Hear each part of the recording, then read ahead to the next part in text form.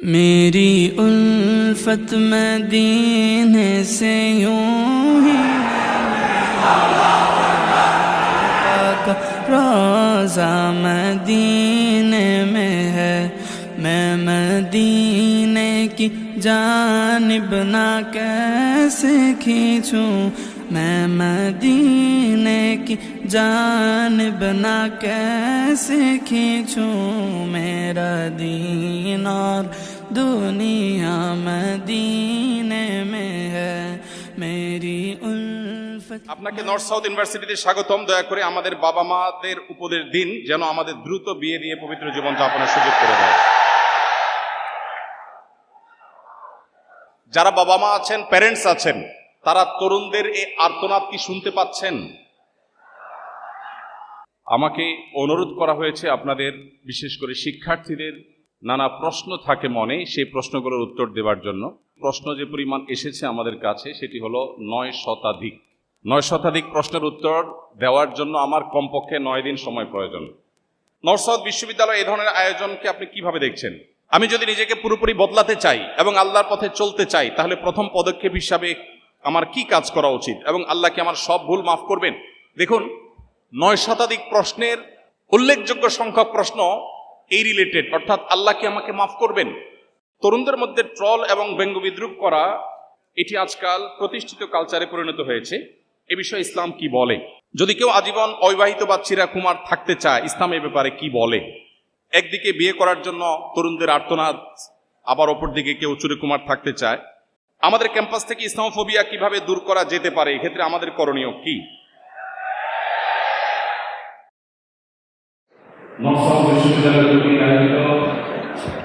আজকের এই কোরআন কনফারেন্স এবং সিরাত এক্সিবিশনের সম্মানিত সভাপতি, মাননীয় ভিসি মহোদয়, সম্মানীয় অতিথিবৃন্দ, শিক্ষকবৃন্দ, উপস্থিত আমার প্রাণপ্রিয় শিক্ষার্থী এবং অভিভাবকবৃন্দ, আজকের এই চমৎকার আয়োজনে আপনাদের সঙ্গে কিছু কথা শেয়ার করবার সুযোগ করে দেয়ায় রব্বুল আলমিনের কাছে যেমন শুকরিয়া জ্ঞাপন করছি, ঠিক তেমনিভাবে এনএসইউ কর্তৃপক্ষের প্রতিও বিশেষভাবে শুকরিয়া এবং কৃতজ্ঞতা জ্ঞাপন করছি। আল্লাহ রব্বুল আলমিন তাদের সবাইকে সর্বোত্তম বিনিময় দান করুন।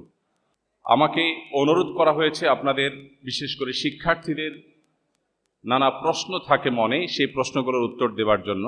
আমি আশা করেছিলাম যে হয়তো কিছু প্রশ্ন আসবে, সেটা যে পরিমাণে এত বেশি হবে সেটা আমি অবশ্য কল্পনা করিনি। প্রশ্ন যে পরিমাণ এসেছে আমাদের কাছে সেটি হলো 9 শতাধিক। 9 শতাধিক প্রশ্নের উত্তর দেওয়ার জন্য আমার কমপক্ষে 9 দিন সময় প্রয়োজন। তো সেই সময় নিশ্চয় আমাদের কারোর হাতেই নেই। এই জন্য আমরা খুবই অল্প সংখ্যক প্রশ্নের উত্তর দেব ইনশাআল্লাহ। সেই সাথে আপনাদের সঙ্গে একটি প্রতিশ্রুতি থাকবে আমার, সেটি হলো যে সমস্ত প্রশ্নের উত্তর দেওয়া একান্ত সময়ের স্বল্পতার কারণে সম্ভব হবে না, আমাদের প্রতি সপ্তাহে যে লাইভ অনুষ্ঠান হয়ে থাকে সেখানে ইনশাআল্লাহ ধারাবাহিকভাবে আমরা এই প্রশ্নগুলোর উত্তর দেওয়ার চেষ্টা করব। ওমা তৌফিক ইল্লা বিল্লাহ। আমি শুরুতে একটি বিশেষ কারণে আপনাদের সবাইকে, স্পেশালি আসুন্নাহ ফাউন্ডেশনের সঙ্গে এনএসইউর অনেক স্টুডেন্ট নানা সময় ইনভলভ থেকেছেন। 2024-এর বন্যায় দেশের বিভিন্ন গুরুত্বপূর্ণ জায়গাগুলোতে যখন প্লাবন হয়েছিল, তখন অন্যান্য মানুষদের সাথে এনএসইউর অনেক স্টুডেন্ট, অনেক অভিভাবক, এনএসইউর পরিবারের অনেক সদস্য আমাদের সঙ্গে ভলেন্টিয়ার হিসাবে আমাদের এই মহাকর্মযজ্ঞে সামিল হয়েছেন। সেজন্য আপনাদের সবাইকে অন্তঃস্থল থেকে আমি কৃতজ্ঞতা জ্ঞাপন করছি। সেই সাথে আজকের আয়োজনে আমি আপনাদেরকে একটি অনুরোধ জানিয়ে আমার প্রশ্নোত্তর সেশন আমি প্রবেশ করছি। সেই অনুরোধটি হলো, একটি 2-4-5 ঘন্টা ব্যাপী কোনো অনুষ্ঠানের মধ্য দিয়ে আসলে আমাদের ইসলাম সম্পর্কে পরিপূর্ণ ধারণা পরিষ্কার করা কিংবা আমাদের প্রয়োজনীয় মোটিভেশন নেওয়া, এটা মোটেও যথেষ্ট নয়। আমরা সেই দিনের অনুসারী, যে দিন শুধু কিছু আচার অনুষ্ঠান কিংবা কিছু আয়োজন কেন্দ্রিক নয়। আমরা সেই দিনের অনুসারী যে দিন আমাদেরকে জীবনের প্রতিটি পদক্ষেপে, জীবনের প্রতিটি মুহূর্তে, প্রত্যেকটি উঠা বসা, চলা ফেরা, রাত দিন, প্রতিটি মুহূর্তকে অত্যন্ত চমৎকারভাবে গাইডলাইন করা হয়েছে। সেই গাইডলাইন অনুসরণ করা, এটাই হলো ইসলাম অনুসরণ করা, ইসলাম অনুকরণ করা, ইসলাম পালন করা। অতএব আমাদের সামগ্রিক জীবনে যেন আমরা ইসলামকে সুন্দর করে লালন পালন করতে পারি, ইসলামকে অনুসরণ করতে পারি, আমাদের জীবনকে সাফল্যমণ্ডিত করতে পারি, সেজন্য আমাদের ইসলামকে জানতে হবে। দুর্ভাগ্যের বিষয়, আমরা সাবকন্টিনেন্টে বিশেষ করে যারা মুসলিম হিসেবে নিজেদেরকে পরিচয় দেই, আমাদের ইসলামের প্রতি প্রচণ্ড আবেগ আছে, কিন্তু ইসলাম সম্পর্কে ধারণা বা জ্ঞান আমাদের বেশিরভাগ মানুষের খুবই সীমিত এবং কম। সেজন্য আজকের এই কোরআন কনফারেন্সে আমি আপনাদের প্রতি উদাত্ত আহ্বান রাখতে চাই, জীবনে একবারের জন্য হলেও আল্লাহ রাব্বুল আলামিনের মহাগ্রন্থ কোরআনে কারিমের শুরু থেকে শেষ পর্যন্ত আমরা পড়ে শেষ করবো ইনশাআল্লাহ। দ্বিতীয়ত, আজকে যেহেতু কোরআন কনফারেন্সের পাশাপাশি একটি সিরাত এক্সিবিশন হয়েছে, চমৎকার আমি জানি, অতএব আমাদের জীবনকে আলোকিত করবার জন্য কোরআনে কারিমকে একবার পড়ে শেষ করার পাশাপাশি জীবনে কমপক্ষে একটি সিরাত গ্রন্থ, প্রিয় নবী সাল্লাল্লাহু আলাইহি সাল্লামের জীবনের শৈশব থেকে নিয়ে মৃত্যু পর্যন্ত তার জীবন সংগ্রাম, তার জীবন সাধনাকে জানবার আমরা চেষ্টা করব, অন্তত একটি সিরাত গ্রন্থ পাঠ করে ইনশাআল্লাহ।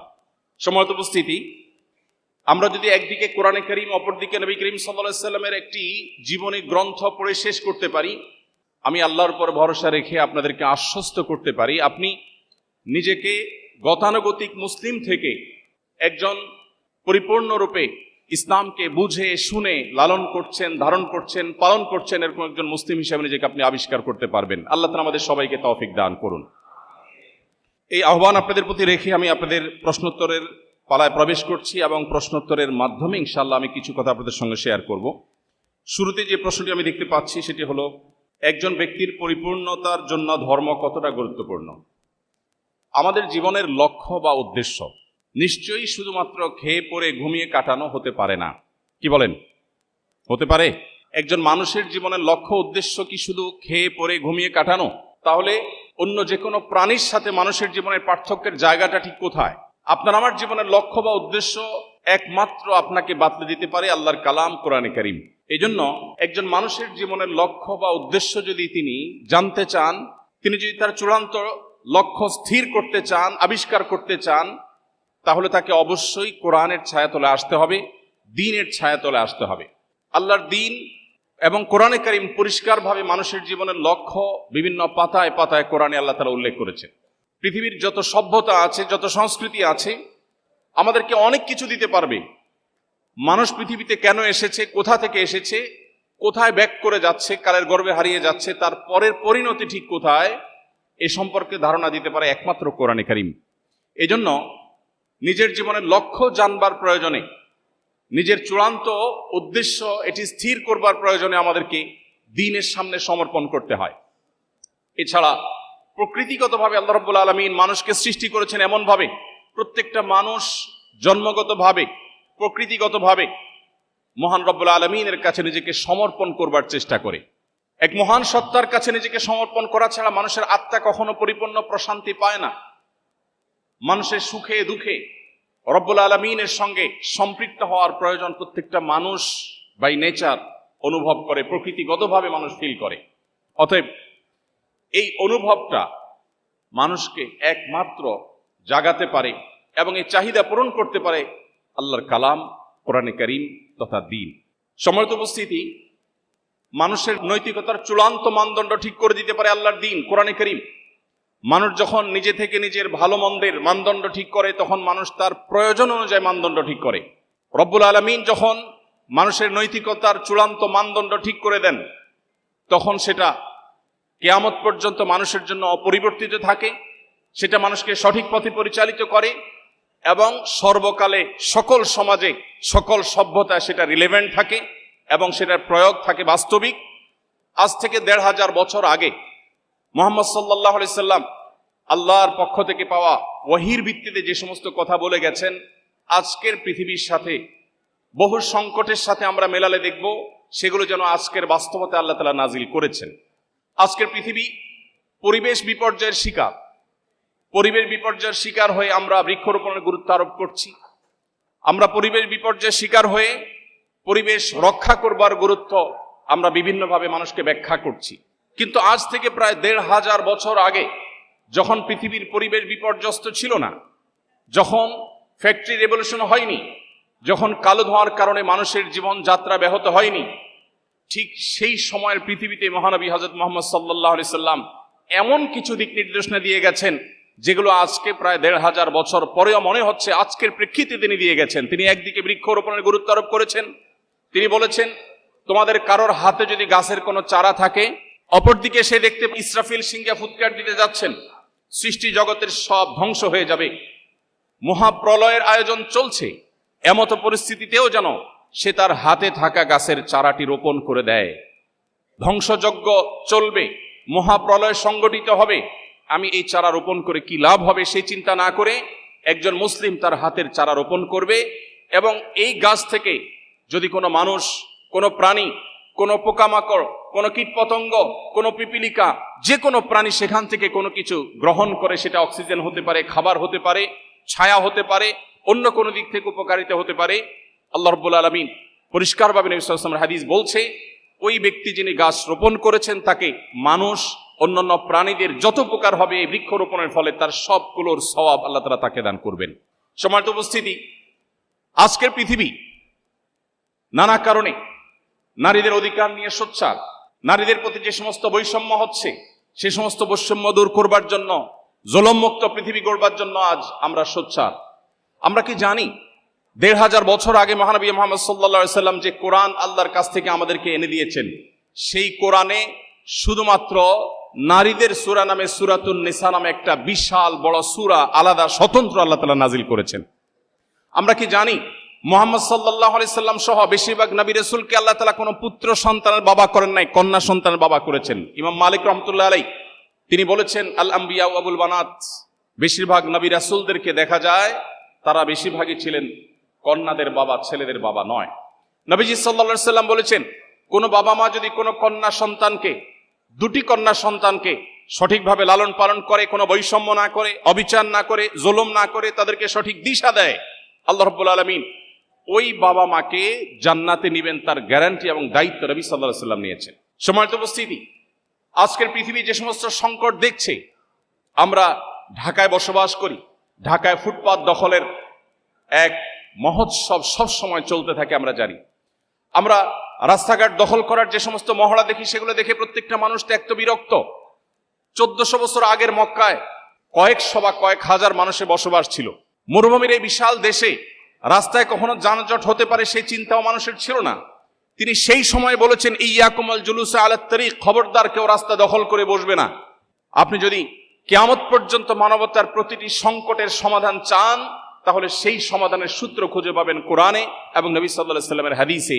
এজন্যই একজন মানুষের জীবনে ধর্ম, একজন মানুষের জীবনে আরো স্পেসিফিকলি বললে শুধু ধর্ম নয়, প্রচলিত অর্থে ধর্ম নয়, বরং দ্বীন অত্যন্ত গুরুত্বপূর্ণ। দ্বীন ছাড়া আমরা কেউ আমাদের জীবনের লক্ষ্য, আমাদের জীবনের মূল উদ্দেশ্য, আমরা কেন এসেছি, আমরা কেন খেয়ে পরে বেঁচে থাকি, আমাদের জীবনের এই লক্ষ্য আমরা স্থির করতে পারবো না। সম্মানিত উপস্থিতি, আল্লাহ রাব্বুল আলামিনের কাছে একমাত্র মনোনীত দিন, আল্লাহ বলেছেন, ইন্নাদ দীনা ইনদাল্লাহিল ইসলাম, আল্লাহর কাছে একমাত্র মনোনীত দিন ইসলাম।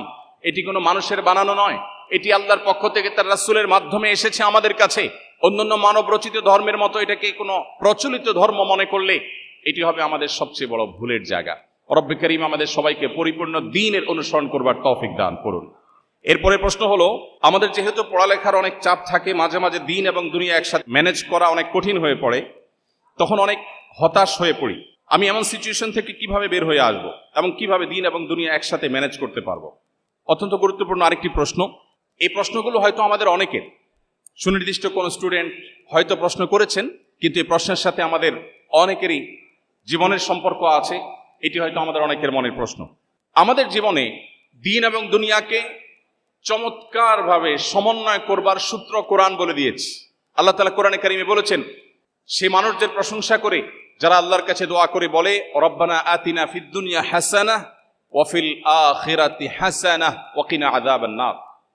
যে মানুষরা আল্লাহর কাছে দোয়া করে নিবেদন করে বলে, আল্লাহ দুনিয়াতে আপনার কাছে আমি কল্যাণ চাই, আখিরাতেও আপনার কাছে আমি কল্যাণ চাই, আল্লাহ রাব্বুল আলামিন সেই মানুষদের প্রশংসা করেছেন। এখানে অত্যন্ত চমৎকারভাবে দুনিয়া এবং আখিরাতের সমন্বয় করা হয়েছে। আপনারা সবাই কম বেশি জেনে থাকবেন, নবী করিম সাল্লাল্লাহু আলাইহি সাল্লামের জীবনে একটি ঘটনা ছিল। তার সাহাবীদের কয়েকজন উৎসুক হয়ে নবীজি সাল্লাল্লাহু আলাইহি সাল্লামের ব্যক্তিগত জীবনযাত্রাকে তারা গভীরভাবে পর্যবেক্ষণ করবার সিদ্ধান্ত গ্রহণ করলেন। তারা নিবিড়ভাবে পর্যবেক্ষণ করে দেখলেন যে মুহাম্মদ সাল্লাল্লাহু আলাইহি সাল্লাম বিশেষ কোনো আমল করেন কিনা যেটা তারা জানেন না। কিন্তু তারা গভীরভাবে পর্যবেক্ষণ করে দেখলেন না, এমন কোনো স্পেশাল আমল নাই। 5 ওয়াক্ত নামাজ তিনি পড়ছেন, তাও আবার কোরআনে বলে দিয়েছে ফাইদা কুদিয়াতিস সালাত ফান্তাশিরু ফিল আরদি ওয়াবতাগু মিন ফাদলিল্লাহ, নামাজ শেষ হয়ে গেলে মসজিদ থেকে বেরিয়ে পড়ো, জীবিকা নির্বাহের জন্য, জীবিকা আহরণ করবার জন্য তুমি আল্লাহর জমিনে ছড়িয়ে পড়ো। তো মুহাম্মদ সাল্লাল্লাহু আলাইহি সাল্লাম সেই আয়াতের উপর আমল করছেন। তিনি সারাদিন আমলে মগ্ন থাকছেন না, শুধুমাত্র আমল ও ইবাদতই করছেন না, তিনি দিন এবং দুনিয়াকে অত্যন্ত চমৎকারভাবে সমন্বয় করছেন। তার জীবনযাত্রা দেখে ওই কয়েকজন সাহাবী তারা নিজেদের মধ্যে বলাবলি করলেন যে মুহাম্মদ সাল্লাল্লাহু আলাইহি সাল্লাম আল্লাহর নবী এবং রাসূল, তার ব্যাপারটি ভিন্ন, আমরা কি এভাবে করলে চলবে? তাহলে আমরা কি করব? আমরা আমাদের জীবনে আল্লাহর ইবাদতের জন্য পরিপূর্ণভাবে পুরো জীবনকে আমরা উৎসর্গ করব। তখন ওই কয়েকজন সাহাবী সিদ্ধান্ত নিলেন। একজন বললেন, আমি জীবনে কখনো আর বিবাহ করব না, সারা জীবন শুধু ইবাদত বন্দেগী করব, সংসারের ঝামেলা আমি যাব না। আরেকজন বললেন, আমি প্রতিদিন রোজা রাখবো, আমার জীবনে আর কখনো দিনের বেলা পানাহার করব না, সারা জীবন আমি নফল রোজা রাখবো। এভাবে এক একজন যখন এক একটা সংকল্পের কথা ব্যক্ত করছেন, নবীজি ইতিমধ্যে হাজির হয়েছেন এবং তাদের কথা শুনেছেন। তিনি বলেছেন, তোমরা কি আলাপ করছিলে? তখন তারা বললে, হে আল্লাহর রাসূল, আমরা এই আলাপ করেছি। নবীজি বলেছেন, দেখো, তোমাদের চাইতে আল্লাহকে আমি সবচেয়ে বেশি ভয় করি, অথচ আমি কোনোদিন রোজা রাখি, নফল রোজা, আবার কোনোদিন পানাহার করি। আমি বিবাহ করেছি, আমার সংসার আছে, আমার জীবন আছে, আমার পরিবার আছে, আমার দুনিয়ার ব্যস্ততা আছে। আমি শুধুমাত্র ধর্ম বা দিন পালন করতে গিয়ে আমার দুনিয়াকে এক পাশে রেখে ঠেলে দিয়ে দুনিয়াকে আমি ভুলে গিয়ে আমার জীবন যাপন করিনি। আবার অপরদিকে দুনিয়ার মধ্যে, বস্তুবাদের মধ্যে হাবুডুবু খেয়ে আমার আখিরাতকে, অনন্তকালকে আমি ভুলে যাইনি। নবী সাল্লাল্লাহু আলাইহি সাল্লাম দিন এবং দুনিয়াকে অত্যন্ত চমৎকারভাবে সমন্বয় করবার যে দিশা তাদেরকে দিয়েছেন, সেটি হলো আপনার প্রশ্নের উত্তর। অর্থাৎ আমরা যদি মুহাম্মদ সাল্লাল্লাহু আলাইহি সাল্লামকে পরিপূর্ণভাবে অনুসরণ করি, আমরা যদি কোরআনের পাতা খুলে আমাদের জীবনের গাইডলাইন গ্রহণ করি, তাহলে ইনশাআল্লাহ তাআলা আমাদের জীবনে অনাস্থা, হতাশা, বিশেষ করে আজকে ঘরে ঘরে ডিপ্রেশন, গত কয়েক বছরে বিশেষ করে কোভিড-19 সময় আমাদের তরুণদের মধ্যে, বিশ্ববিদ্যালয় পড়ুয়া শিক্ষার্থীদের মধ্যে প্রচুর পরিমাণ ফ্রাস্ট্রেশন, প্রচুর পরিমাণ হতাশা, প্রচুর পরিমাণে আত্মবিশ্বাসের অভাব দেখা দিয়েছে। অনেক তরুণরা আত্মহত্যার পথে পর্যন্ত পা বাড়িয়েছে। সম্মানিত উপস্থিতি, আপনি যদি আপনার জীবনের লক্ষ্য খুঁজে পেতে চান, আপনি যদি মানসিক প্রশান্তি চান, আল্লাহ বলেছেন, আলা বিযিকরিল্লাহি তাতমাইন্নুল কুলুব। তুমি যদি আল্লাহকে স্মরণ করতে পারো, তুমি যদি আল্লাহকে স্মরণে রাখতে পারো, তাহলে এটা তোমার অন্তরকে প্রশান্ত করবে। অতএব আপনার হতাশা দূরের জন্য আপনি কোরআন এক হাতে তুলে নিন, অপর হাতে সিরাতে রাসূল তুলে নিন, ইনশাআল্লাহ আপনার হতাশা আল্লাহ তাআলা দূর করবেন।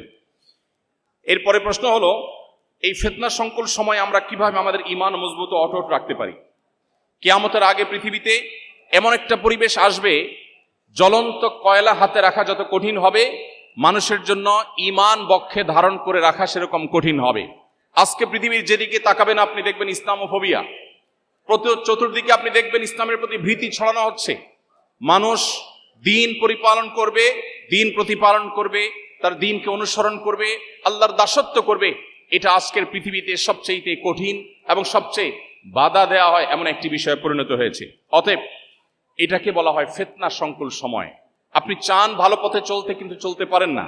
আপনি চান জান্নাতের পথে যেতে, কিন্তু জান্নাতের পথে এবং জাহান্নামের পথে এমন এমন কাটা বিছানো আছে যে আপনার জন্য সেটা অতিক্রম করা কঠিন। সময়ত উপস্থিতি, এই ফিতনা সংকুল সময় ঈমানকে মজবুত করবার জন্য একদিকে আমাদের কোরআন এবং সুন্নাহকে আঁকড়ে ধরতে হবে, অপরদিকে আমাদেরকে একটি দ্বীনি এনভায়রনমেন্টের মধ্যে নিজেদেরকে রাখতে হবে, এবং তৃতীয়ত আমাদেরকে আল্লাহর কাছে দোয়া করতে হবে, রব্বানা লা তুযিগ কুলুবানা বা'দা ইয হাদাইতানা ওয়া হাব লানা মিন লাদুনকা রাহমাহ ইন্নাকা আনতাল ওয়াহ্হাব। হে আল্লাহ, আপনি আমাকে হেদায়েত দেওয়ার পর আর আমাকে পথভ্রষ্ট করবেন না, আমাকে হেদায়েতের উপর অটল রাখুন। রব্বে করিমের কাছে আমাদের দোয়া অনবরত অব্যাহত রাখতে হবে। এরপরে প্রশ্ন হলো, ওযু ছাড়া ইস্তিগফার ও দুরূদ পড়া যাবে কিনা? আল্লাহ রাব্বুল আলামিন যে বিষয়গুলো মানুষের জন্য সবচাইতে আবশ্যক, যেটা ছাড়া মানুষ তার ঈমানকে ধরে রাখা, আল্লাহর সাথে কানেকশনকে ধরে রাখা কঠিন, সে বিষয়গুলোকে আল্লাহ তাআলা সহজ করে দিয়েছেন। এর মধ্যে একটা হলো ইস্তিগফার এবং যে কোনো তাসবিহ এবং দোয়া। একজন ঈমানদার প্রতিটা মুহূর্তে আল্লাহর কাছে দোয়া করার মুখাপেক্ষী। নবীজি সাল্লাল্লাহু আলাইহি সাল্লাম বলেছেন, কোন ব্যক্তি তার জুতার ফিতা যদি ছিঁড়ে যায়, খুব ছোট একটা বিষয়, মাইনর একটি বিষয়, যেটি সে চাইলেই খুব সহজেই সমাধান করতে পারে, এই মুহূর্তেও সে যেন আল্লাহর কাছে দোয়া করে, আল্লাহ, এটাও একটা বিপদ হতে পারে ছোট, আপনি আমার বিপদ থেকে রক্ষা করুন। তো প্রতি মুহূর্তে যেহেতু আমাদের দোয়া করতে হয়, এই জন্য দোয়ার জন্য অজু শর্ত নয়, কারণ প্রত্যেকবার অজু করে দোয়া করা এটা আমাদের জন্য কঠিন হবে। এই জন্য আল্লাহ তাআলা দোয়ার জন্য অজুর কোনো শর্ত রাখেননি। একজন ইমানদার বিনা অজুতে এবং যেই কোনো মুহূর্তে, এমনকি গোসল ফরজ হলেও ওই মুহূর্তে একজন ইমানদার আল্লাহর কাছে দোয়া নিবেদন করতে পারেন, ইস্তিগফার করতে পারেন, তাসবিহ তাহলিল পড়তে পারেন এবং দুরূদ পাঠ করতে পারেন। অতএব আমরা যে কোনো মুহূর্তে এই আমলগুলো করতে পারি, বিশেষ করে যখন আমরা পবিত্র জায়গায় থাকব। শারীরিকভাবে অপবিত্র হলেও এই আমলগুলো করা যাবে। এরপরে প্রশ্ন হলো, আমি জানি যে আমি যা করেছি তা ভুল এবং আমি আন্তরিকভাবে তওবা করি এবং আল্লাহর কাছে ক্ষমা চাই, কিন্তু কিছু সময় পর আমি আবার একই ভুলে পতিত হই, এরপর দোষবোধ ও আল্লাহ থেকে বিচ্ছিন্নতা অনুভূত হয়। আমি কিভাবে এই চক্র ভাঙতে পারি এবং সত্যিকারে নিজেকে নিয়ন্ত্রণ করতে পারি যাতে একই পাপ বারবার না করি? এই প্রশ্ন আমার মনে হয় আমাদের কম বেশি সবারই। কি বলেন, এই প্রশ্নের বাইরে কেউ আছেন? আমরা কি কেউ গুনাহমুক্ত আছি? আমরা কি কেউ পাপ মুক্ত আছি? প্রতি মুহূর্তে আমাদের গুনাহ হচ্ছে। যিনি প্রশ্ন করেছেন আমি তাকে অ্যাপ্রিসিয়েট করছি, কারণ একজন মানুষ গুনাহে লিপ্ত হওয়ার পর তার মধ্যে যে অপরাধ বোধ জাগ্রত হয়, তার মধ্যে যে আল্লাহর সামনে জবাবদিহি করার বোধ জাগ্রত হয়, এটাই হলো মানুষের জীবনের সবচেয়ে বড় মূল্যবান সম্পদ। একজন ইমানদারের জীবনের সবচেয়ে ভালো জিনিস হলো এটি। এই অনুশোচনা, এটাই হলো তওবার মূল সূত্র। কোরআনে কারিমে আল্লাহ রাব্বুল আলামিন বলেছেন, পরিষ্কারভাবে আল্লাহ তাআলা ঘোষণা দিয়েছেন, লা তাকনাতু মির রাহমাতিল্লাহ। আমাদের অনেক তরুণ বন্ধুরা আছেন, জীবনে অনেক পাপাচার করেছেন, অনেক ব্যভিচার লিপ্ত হয়েছেন, মাদকে হাত বাড়িয়েছেন, অনেক অন্যায় করেছেন, অনেক নামাজ নষ্ট করেছেন, অনেক জিনা করেছেন, অনেক চোখের গুনাহ করেছেন, মনের গুনাহ করেছেন, আল্লাহর সাথে সম্পর্ককে অনেক দূরে ঠেলে দিয়েছেন, শয়তানকে খুশি করে ফেলেছেন। তিনি অনুভব করছেন তিনি আল্লাহর রহমত থেকে অনেক দূরে সরে গেছেন, যেমনটি প্রশ্নকর্তা লিখেছেন। প্রিয় ভাইরা আমার, একজন মুসলমান হিসাবে আমাদের জন্য সবচেয়ে বড় প্রাউড করার, গর্ব করবার মতো একটা জিনিস হলো আল্লাহ রাব্বুল আলামিন আমাদের জন্য ক্ষমার দুয়ারকে ওপেন করে রেখেছেন। আল্লাহ রাব্বুল আলামিন ক্ষমার দরজাকে আল্লাহ তাআলা এতটা খুলে রেখেছেন, নবী করিম সাল্লাল্লাহু আলাইহি সাল্লাম বলেছেন, কোন মানুষ ঠিক জীবন সায়ান্নে যখন মৃত্যু শয্যায় শায়িত, যখন তিনি তার মৃত্যু নিশ্চিত জেনেছেন, ঠিক সেই মুহূর্তটির আগ মুহূর্ত পর্যন্ত তার জীবনের যে কোনো বাঁকে বাঁকে, যে কোনো মোড়ে, যে কোনো গতিপথে, যে কোনো গলিতে, যে কোনো পর্যায়ে, যে কোনো স্টপেজে দাঁড়িয়ে যদি মানুষ সিদ্ধান্ত নেয় আমি আর জাহান্নামের পথে ছাড়বো না, আমি জান্নাতের পথে যাব, নবী করিম সাল্লাল্লাহু আলাইহি সাল্লাম পরিষ্কার ঘোষণা দিয়েছেন আল্লাহ রাব্বুল আলামিন সমস্ত গুনাহ মাফ করে দিবেন।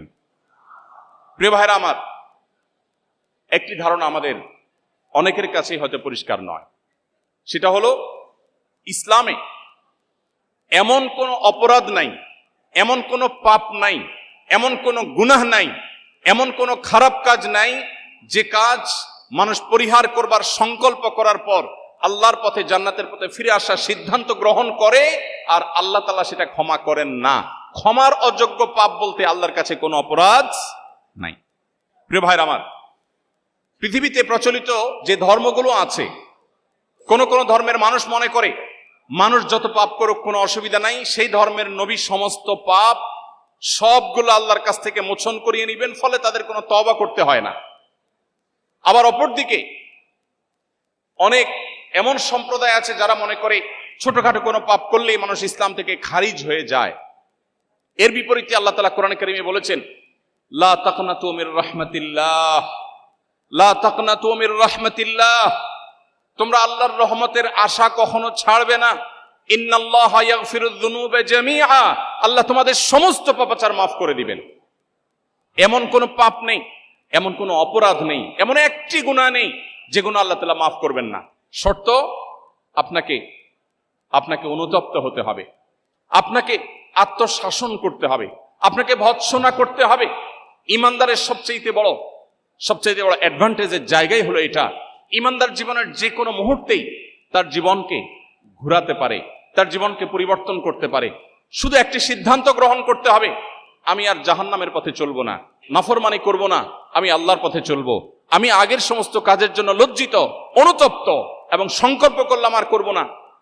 শুধুমাত্র আপনার এতটুকু সিদ্ধান্ত, এতটুকু অবস্থান এবং সংকল্প আপনার জীবনের সমস্ত গুণ, আমার কথা নয়, আল্লাহ বলছেন ইন্নাল্লাহা ইয়াগফিরুয যুনুবা জামিআ, আল্লাহ সকল গুনাহ মাফ করে দিবেন ইনশাআল্লাহ। অতএব যে সমস্ত বন্ধুরা বিভিন্ন পাপাচারের কারণে নিরাশ হয়ে গেছেন, আল্লাহর রহমতের আশা ছেড়ে দিয়েছেন, আল্লাহ ডাকছেন তার রহমতের কোলে, এরপরেও যদি আপনি মনে করেন আপনার গুনাহ মাফ হওয়ার নয়, তাহলে মনে রাখবেন শয়তান আপনাকে ধোঁকা দিচ্ছে।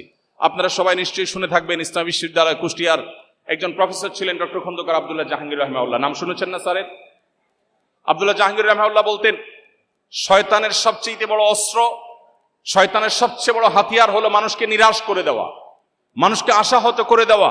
নবী রাসূলদের কাজ ছিল মানুষকে আশাবাদী করে তোলা। একজন ইমানদার তার জীবনে যে কোনো মুহূর্তে তওবা করবে, জীবন পরিবর্তন করবার সিদ্ধান্ত করবে, নিবে, আল্লাহ তাআলা তাকে মাফ করবেন। আমরা সিদ্ধান্ত নেব তো ইনশাআল্লাহ? সবাই তওবা করবো তো ইনশাআল্লাহ? আল্লাহ আমাদের সবাইকে আপনি জাহান্নামমুখী যাত্রা পরিহার করে জান্নাতমুখী যাত্রায় আসার তৌফিক দান করুন। এরপরে প্রশ্ন হলো, এই আধুনিক বিশ্বে একজন নারী কিভাবে ইসলামের অনুশীলন সঠিকভাবে করতে পারে? প্রিয় ভাইরা আমার, একজন নারী যিনি নিজে মুসলিম পরিচয় দেন, আল্লাহর দাসত্বকে তিনি স্বীকার করেছেন, তিনি আধুনিক পৃথিবী শুধু নয়, কিয়ামত পর্যন্ত পৃথিবী উন্নতির যত শিখরে পৌঁছাবে না কেন, পৃথিবীর প্রত্যেকটা ক্ষেত্রে তিনি পরিপূর্ণভাবে ইসলাম প্র্যাকটিস করে তার অবদান রাখবার সুযোগ আছে। কিন্তু ইসলামের যে স্বকীয়তা আছে, ইসলামের যে বিধান আছে, সেটাকে আপন জায়গায় মাথায় রেখে সেটাকে পরিপালন করে তিনি চাইলে বিভিন্ন সেক্টরে অবদান রাখতে পারেন। আপনারা জানেন, মহানবী মুহাম্মদ সাল্লাল্লাহু আলাইহি সাল্লামের জীবদ্দশায় মহিলা সাহাবীরা বিভিন্ন সেক্টরে তারা অবদান রেখেছেন। তারা পর্দার মধ্যে থেকে, শরিয়ার বিধানের মধ্যে থেকে তারা কিন্তু সমাজে বিভিন্ন রকম অবদান রেখেছেন। কিন্তু তাকে একজন মুসলিম নারী হিসাবে ইসলাম যে আইডেন্টিটি দিয়েছে সেটাকে ধারণ করতে হবে। আজকের পৃথিবীতে আমরা দেখি আমাদের বোনরা, আমার কথা আমাদের বোনরা অনেকে শুনছেন নিশ্চয়ই, অনেক বোনরা আছেন যারা নিজেদেরকে পুরুষের মতো করবার চেষ্টা করেন। একজন নারী তিনি যদি তার নিজেকে পুরুষের মতো করবার চেষ্টা করেন, এটা কি তার জন্য খুব সম্মানের? আপনি যদি একজন নারী হয়, আপনি মনে করেন আপনাকে পুরুষের মতো হতে হবে, তার মানে আপনি নারী হিসাবে আপনি প্রাউড ফিল করছেন না, আপনি আপনার নারীত্ব নিয়ে আপনি অপমান বোধ করছেন। এটা তো জাহিলি যুগের মানুষের কালচার ছিল। আল্লাহ কোরআনে বলেছেন, ওয়াইদা বুশরা আহাদুহুম বিল উনসা যাল্লা ওয়াজহুহু মুসওয়াদ্দান ওয়া হুয়া কাযীম।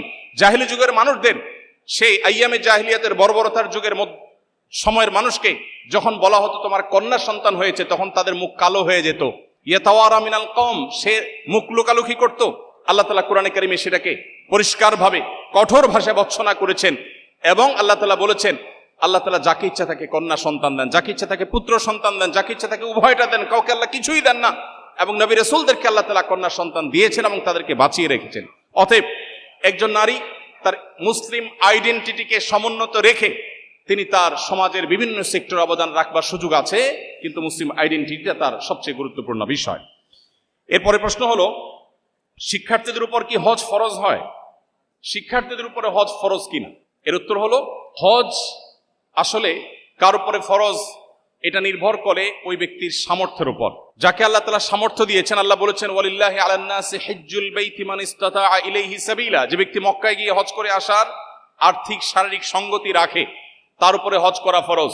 তার পরিচয় কি তিনি শিক্ষার্থী নাকি ব্যবসায়ী, তিনি পুরুষ কিংবা নারী, তিনি বৃদ্ধ নাকি পরিণত বয়সের না তরুণ নাকি অন্য কোনো বিভাগের, সেটা দেখবার বিষয় নয়। মূলত দেখার বিষয় হলো তার সামর্থ্য আছে কিনা। কারো যদি সামর্থ্য থাকে তাহলে তার উপরে হজ ফরজ। এমনকি কোনো শিক্ষার্থী তিনি স্টুডেন্ট লাইফে যদি হজ করবার মতো সামর্থ্য তার হয়ে যায়, হজ করে আসতে যে পরিমাণ টাকা লাগে সে টাকার মালিক যদি হয়ে যায় এবং সেটা যদি ঋণমুক্ত থাকে, তাহলে তারপরে হজ ফরজ হবে এবং হজ অনতি বিলম্বে তার করা কর্তব্য। হ্যাঁ, কোনো শিক্ষার্থী যদি বাবার অনেক সম্পদ থাকে, তার নিজের কোনো সম্পদ না থাকে, তাহলে শরীয়ত তার উপরে হজের এই বিধানকে আরোপ করে না। এরপরে প্রশ্ন হলো, তরুণদের মধ্যে ট্রল এবং ব্যঙ্গ বিদ্রুপ করা এটি আজকাল প্রতিষ্ঠিত কালচারে পরিণত হয়েছে। এ বিষয়ে ইসলাম কি বলে? খুবই গুরুত্বপূর্ণ একটি বিষয়। বিশেষ করে আমাদের তরুণদের মধ্যে ব্যাপকভাবে দেখা যায় সোশ্যাল মিডিয়াতে আমরা একে অন্যকে নিয়ে ট্রল করি, ব্যঙ্গ করি, বিদ্রুপ করি, হাসাহাসি করি। ইসলাম আমাদেরকে শুষ্ক কোনো জীবন ব্যবস্থা দেয়নি, বরং ইসলাম আমাদেরকে যে জীবন ব্যবস্থা দিয়েছে এখানে বিনোদনের সুযোগ আছে। আমাদের প্রিয় নবী সাল্লাল্লাহু আলাইহি সাল্লাম একদিন এক ব্যক্তিকে বললেন, এই দুই কানওয়ালা এদিকে আসো। এক ভদ্রলোককে ডাকলেন, একজন সাহাবীকে ডাকলেন, ইয়া সাহেবাল উজনাইন আও ইয়া জাল উজনাইন, অর্থাৎ হে এই ব্যক্তি যার দুইটা কান আছে তুমি এদিকে আসো। এখন দুই কান নেই কার? সবারই দুই কান আছে। এটা তার রসিকতা ছিল। নবী সাল্লাল্লাহু আলাইহি সাল্লামের জীবনে এরকম বহু রসিকতা করেছেন যেটা মানুষের মধ্যে হাস্যরস সৃষ্টি করেছে। এবং ইসলাম বিনোদনকে অ্যাপ্রিসিয়েট করে, অ্যালাউ করে। মানুষের বেঁচে থাকার জন্য বিনোদনের প্রয়োজন আছে, কিন্তু বিনোদনের নামে আপনি কাউকে নিয়ে ট্রল করা, কাউকে রোস্ট করা, কাউকে অপমান করা, কাউকে হেয় করা, এটা কোন অবস্থা ইসলাম এলাও করে না। আমরা অনেকে মনে করি আমরা তো দুষ্টমি করে করছি, অথচ দুষ্টমি করেও কিন্তু এই কাজগুলো ইসলাম কোনোভাবে করবার সুযোগ আমাদেরকে দেয়নি। এবং এইভাবে একটা সমাজে মানুষের মধ্যে অন্যের ক্ষতি করার বিষয়টি যে অপরাধ, সে ধারণায় আস্তে আস্তে বিলুপ্ত করে ফেলে। এই জন্য একজন মুসলিম তরুণ কোন অবস্থাতে কাউকে নিয়ে ট্রল, ব্যঙ্গ, বিদ্রুপ করতে পারেন না। আপনি কারো সমালোচনা করার প্রয়োজন হলে কোরআন সমালোচনার মূলনীতি বলে দিয়েছে, আপনি সমালোচনা করতে পারেন, গঠনমূলক আলোচনা করতে পারেন, কিন্তু কাউকে নিয়ে আপনি হাসির পাত্রে পরিণত করবেন, কাউকে অপমান অপদস্থ করবেন, এটা কি ইসলাম কোনো অবস্থাতে জায়েজ করেনি। অতএব একজন মুসলিম হিসাবে এটা আমাদেরকে খেয়াল রাখতে হবে। এরপরে প্রশ্ন হলো, জাগতিক পরজাগতিক ক্ষেত্রে উন্নতির জন্য এখনকার তরুণদের প্রতি আপনার পরামর্শ কি? এখনকার তরুণদের প্রতি আমার পরামর্শ হলো, বিশেষ করে আজকের এই কনফারেন্সে যারা উপস্থিত হয়েছেন, আপনাদের প্রতি আমাদের উদাত্ত আহ্বান হলো, আপনার জীবনে একবারের জন্য হলেও কোরআনে কারিমের দুটি সূরা, সূরা ইউসুফ এবং সূরা কাহাফ, সূরা ইউসুফ এবং সূরা কাহাফ, সূরা ইউসুফ 12 এবং 13 পারা, 2 পারা জুড়ে, আর সূরা কাহাফ 15 এবং 16 দুটো পারা জুড়ে দুটি সূরা। সূরা ইউসুফের মধ্যে আপনাকে কোরআনে কারিমে আল্লাহ তাআলা পরিষ্কারভাবে শিখিয়েছেন কিভাবে একজন তরুণ তার জীবনের প্রচন্ড লোভ, প্রচন্ড আকর্ষণ, প্রচন্ড অন্যায়ের প্রতি আগ্রহ, টান, এটি থাকার পরও সে নিজেকে আত্মরক্ষা করবে। ইউসুফ আলাইহিস সালামের নাম শুনেছেন না আপনারা? ইউসুফ আলাইহিস সালামের নাম শুনেছেন না? ইউসুফ আলাইহিস সালামের সামনে হারামের হাতছানি ছিল কি ছিল না? ইউসুফ আলাইহিস সালাম নিজেকে বাঁচিয়ে রেখেছেন, আত্মরক্ষা করেছেন। আল্লাহ রাব্বুল আলামিন কোরআনে কারিমে সেটা উল্লেখ করেছেন। ডক্টর খন্দকার আব্দুল্লাহ জাহাঙ্গীর রাহিমাহুল্লাহ আরেকটি উক্তি আপনাদের সঙ্গে শেয়ার করতে চাই। স্যার বলতেন, এ যুগে তরুণরা কেউ যদি গভীর রাতে উঠে তাহাজ্জুদের নামাজ পড়ে, কেউ যদি অনেক নফল নামাজ পড়ে, অনেক কোরআন তেলাওয়াত করে, অনেক চোখের পানি ফেলে, এর চাইতে বেশি গুরুত্বপূর্ণ হলো কোন তরুণ যদি তার চরিত্রকে কালিমা মুক্ত রাখতে পারে। নবী করিম সাল্লাল্লাহু আলাইহি সাল্লাম বলেছেন, কেউ যদি তার সম্ভ্রমকে রক্ষা করবার দায়িত্ব নিতে পারে, কেউ যদি তার মুখ এটা দিয়ে কোনো অন্যায়, গুনাহ, পাপাচার করবে না, মানুষের ক্ষতি করবে না, গালমন্দ করবে না, এটারও দায়িত্ব নিতে পারে, নবীজি বলেছেন আজমান লাহুল জান্নাহ, আমি তার জন্য জান্নাতের দায়িত্ব নিলাম। প্রিয় ভাইরা, তরুণদের জন্য এই কাজটা সবচেয়ে কঠিন কাজ। আজকে এমন একটা সমাজে আমরা বসবাস করছি যে চরিত্রে কোনো কালিমা লাগেনি, সে তারুণ্য আজ খুঁজে পাওয়া বড় কঠিন হয়ে গেছে, সোনার হরিণ হয়ে গেছে। অথচ কয়েকটি প্রশ্নের উত্তর দেওয়া ছাড়া একটা মানুষ কিয়ামতের দিন তার পা নাড়াতে পারবে না। এর ভিতরে একটা হলো তারুণ্যকে মানুষ কিভাবে কাটিয়েছে। আমাদের নবী করিম সাল্লাল্লাহু আলাইহি সাল্লাম তরুণদেরকে অনেক বেশি ভালোবাসতেন। একটি হাদিসও আমার জানা নেই যে হাদিসে নবী বৃদ্ধদেরকে সম্বোধন করেছেন আলাদা করে। দুটি হাদিসের কথা আমি জানি। একটি হলো নারী জাতিকে সম্বোধন করে বলেছেন ইয়া মাআশারান নিসা, হে নারীগণ। আরেকটা হলো যুবকদেরকে সম্বোধন করে নবীজি বলেছেন ইয়া মাআশারাস শাবাব, হে যুবকরা। এই দুটি সম্প্রদায়কে নবী সাল্লাল্লাহু আলাইহি সাল্লাম আলাদা করে অ্যাড্রেস করে অত্যন্ত আবেগ মাখা কণ্ঠে কিছু কথা বলেছেন। এর ভিতরে একটা হলো মান ইসতাতা মিনকুমুল বাআতা ফালিয়াতাজাওয়াজ, হে তরুণরা, তোমাদের মধ্যে যারা বিবাহ করবার সামর্থ্য রাখে সে যেন বিবাহ করে, আর এর মাধ্যমে সে তার চরিত্রকে হেফাজত করবে। আজ গোটা পৃথিবীতে যে মানব সভ্যতা টিকে আছে, এটা পরিবার ব্যবস্থাপনার মধ্য দিয়ে টিকে আছে। পৃথিবীর যে সমস্ত দেশগুলো বিবাহকে ডিনাই করেছে, যারা বিবাহ বহির্ভূত সম্পর্ককে অ্যাপ্রিসিয়েট করেছে, সেই দেশগুলোতে আজ মানুষের জন্মের হার এমন একটা ভয়াবহ পর্যায়ে গিয়ে পৌঁছেছে যে সংশ্লিষ্ট প্রায় প্রত্যেকটা উন্নত দেশ তাদের দেশের নাগরিকদেরকে প্রণোদনা দিয়ে, নানা রকমের ঘোষণা দিয়ে, নানা রকমের সুযোগ সুবিধা দিয়েও শিশু সন্তান জন্মের হার স্বাভাবিক করতে পারছে না। জার্মানির মতো দেশ বাহির থেকে, সিরিয়া থেকে রিফিউজিদেরকে ওয়েলকাম করছে, কারণ দেশ চালাবার জন্য পর্যাপ্ত মানুষ দেশে তৈরি হচ্ছে না। বৃদ্ধরা মারা যাচ্ছেন, তাদের জায়গাগুলো পূরণ হচ্ছে না, কারণ মানুষের জন্মের হার এটা পারিবারিক এই বন্ধনের মধ্য দিয়ে, বৈবাহিক সম্পর্কের মধ্য দিয়ে হয়। যে সমাজ বিবাহকে ডিনাই করেছে, বৈবাহিক সম্পর্ককে ডিনাই করেছে, সেই সমাজ নিশ্চিতভাবে এই ক্রাইসিসের মুখোমুখি হয়েছে, হচ্ছে এবং হবে। এজন্য একজন তরুণ তার জীবনকে, তার তারুণ্যকে গুনাহমুক্ত রাখা, জেনামুক্ত রাখা, এটা হলো সবচেয়ে বড় চ্যালেঞ্জের বিষয়। আল্লাহ আমাদের সবাইকে তৌফিক দান করুন। এরপরে প্রশ্ন হলো, আধুনিক প্রজন্মের জন্য উপযোগী এবং আমাদের সংশয় দূর করবে এরকম বইয়ের সাজেশন দিবেন প্লিজ। আমি শুধুমাত্র একটি বইয়ের কথা বলবো, সেটা হলো যেটা আমি শুরুতে বলেছি, কোরআনে কারীম। আপনাদের মধ্যে কে কে আছেন যে কোরআন কারীমের শুরু থেকে শেষ পর্যন্ত একবার অন্তত পড়ে দেখেছেন? যারা আছেন একটু হাত তোলাবেন। পড়েছেন আপনারা? মাশাআল্লাহ, ধন্যবাদ। অনেক মানুষ পড়েছেন দেখে আনন্দিত হলাম। যারা পড়েননি, কোরআন কারীমের শুরু থেকে শেষ পর্যন্ত একবার অর্থ সহকারে বুঝে পড়বেন, এরপরে সুযোগ থাকলে বারবার পড়বেন। কোরআন এমন একটা মহাগ্রন্থ, যেই মহাগ্রন্থ আপনাকে পৃথিবীতে কিয়ামত পর্যন্ত আসা মানুষকে যে কোনো সংকটে অত্যন্ত পরিষ্কার গাইডলাইন করবে, পথ দেখাবে। অতএব আমরা মনে করি যে আধুনিক সময়, আধুনিক প্রজন্মের জন্য অন্য কোনো বই বোধহয় উপযোগী। আমি বলবো কোরআন সবচেয়ে বেশি উপযোগী। সকল যুগে, সকল সমাজের জন্য সবচেয়ে পারফেক্ট বইয়ের নাম কোরআন কারীম। অতএব কোরআন আমাদেরকে পড়তে হবে। এরপরে প্রশ্ন হলো, পড়াশোনায় প্রোডাক্টিভিটি বাড়াতে কোন সুন্নাহ বিশেষভাবে পালনীয়? শুধু পড়াশোনা নয়, আমাদের পুরো জীবনে সামগ্রিকভাবে জীবনে যদি প্রোডাক্টিভিটি বাড়াতে চাই, জীবনে বরকত যদি আনতে চাই, দুটি সুন্নাহ আমল করতে হবে। কয়টি সুন্নাহ? দুটি। নাম্বার 1, আমাদের জীবনে রাতে তাড়াতাড়ি শোয়ার অভ্যাস করতে হবে। রাতে তাড়াতাড়ি শোয়া সুন্নাত, এটাকে আমরা জানি, অনেকে হয়তো জানি না। আম্মাজান আয়েশা বলেছেন, নবী করিম সাল্লাল্লাহু আলাইহি সাল্লাম এশার আগে কথা বলা, এশার আগে ঘুমানো এটা অপছন্দ করতেন, আর এশার পরে কথা বলা অপছন্দ করতেন। এই যে গভীর রাত পর্যন্ত আমরা জেগে থাকি, এটা নবী সাল্লাল্লাহু আলাইহি সাল্লামের আদর্শের পরিপন্থী। দুর্ভাগ্যজনক বাস্তবতা, পৃথিবীর পূর্ব থেকে পশ্চিম প্রত্যেকটা দেশে, প্রতিটা দেশ যারা নিজেদেরকে উন্নতির একটা ভালো পর্যায়ে নিয়ে গেছে, প্রত্যেকটা দেশে মানুষ সন্ধ্যার পরপর শুয়ে পড়ে, আমরা সবাই কম বেশি জেনে থাকবো, এবং সকালে ভোরে উঠে তারা কাজ শুরু করে। কিন্তু অবাক করা একটা ব্যাপার হলো, শুধু বাংলাদেশ নয়, প্রায় সব মুসলিম প্রধান দেশগুলোতে আমরা জানি যে গভীর রাত পর্যন্ত আমরা জেগে থাকি এবং সকালে ঘুমিয়ে থাকি। এই কালচার আমাদের সমাজে আছে না নাই? আছে। অথচ এটা হলো মানুষের জীবনে বরকত নষ্ট করার, প্রোডাক্টিভিটি নষ্ট করার সবচেয়ে বড় কারণগুলোর মধ্যে একটা। অতএব আমরা যদি রাতে তাড়াতাড়ি শোয়ার অভ্যাস করি এবং সকালে যদি ঘুমানোর অভ্যাস পরিত্যাগ করতে পারি, সকালে যদি কাজে যেতে পারি, ইনশাআল্লাহ জীবনে বরকত আসবে। নবীজি বলেছেন, আল্লাহুম্মা বারিক লি উম্মতি ফি বুকুরিহা, হে আল্লাহ, আপনি আমার উম্মতের জন্য সকালের সময়টাতে বরকত দান করুন। এই জন্য সকালের সময়টা ঘুমিয়ে থাকার সময় নয়। এরপরে প্রশ্ন হলো, কোন প্রতিষ্ঠানে ইসলামের অবমাননা হলে বা এরূপ কিছু ঘটলে এর দায়ভার কি উক্ত প্রতিষ্ঠানের সকলের উপরে বর্তায়? কোরআনে কারীমে আল্লাহ রাব্বুল আলামিন 5 জায়গায় বলেছেন একটা কথা, 5 বার রিপিট করেছেন, সেটা হলো লা তাজরু ওয়াজরাতুন বিজরা উখরা। আল্লাহ রাব্বুল আলামিন কারোর পাপের বোঝা, একজনের পাপের বোঝা আরেকজনের উপরে চাপিয়ে দেন না।